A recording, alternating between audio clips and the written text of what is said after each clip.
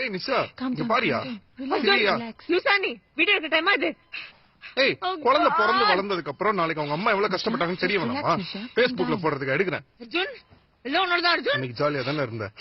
Slow breathing, slow breathing. Take it easy, darling. Doctor's here. இவன் யாருங்க? It's gonna be okay. Just keep her calm. Lady doctor யாரும் இல்லையா? I can't do this. என்னாச்சு? குழந்தை பிறந்துருச்சா? பிறந்த மாதிரியே கத்துனா. Am I done? Good girl.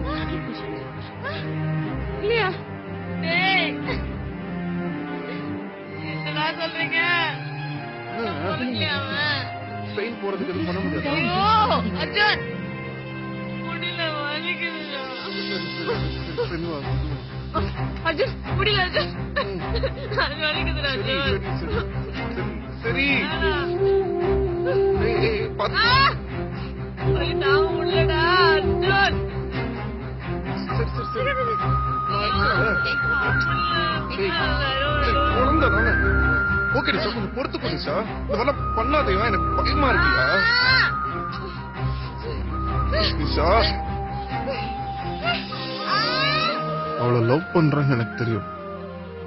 ஆனா அவளை எவ்வளவு லவ் பண்றேன்னு அன்னைக்குதான் தெரிஞ்சது. ஒரு தடவை அப்படியே செத்துட்டு திருப்பி உயிரோட வர ட்ரை பண்ணிட்டு இருந்த மாதிரியே இருந்தது. இந்த நிமிஷம் எனக்கு வேற எதுவுமே பெருசா தோணல. குழந்தை எதுவுமே இல்லை. இவன் மட்டும் எனக்கு திருப்பி வந்தா போதும், என் கூட இருந்தா போதும்னு மட்டும்தான் தோணுச்சு.